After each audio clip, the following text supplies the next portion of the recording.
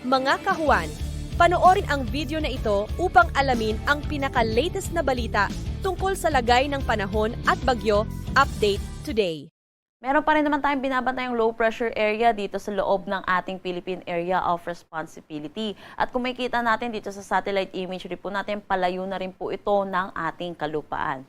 Huli itong namataan sa line 460 kilometers west ng Coron, Palawan.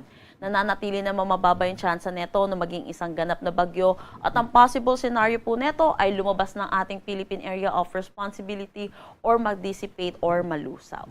Samantala, meron pa rin naman tayong easterlies or yung mainit at malinsangan na hangin na nanggagaling sa dagat Pasipiko na umiiral dito sa malaking bahagi ng ating bansa. Ito rin po yung nagdadala ng mainit at malinsangan na panahon po sa atin.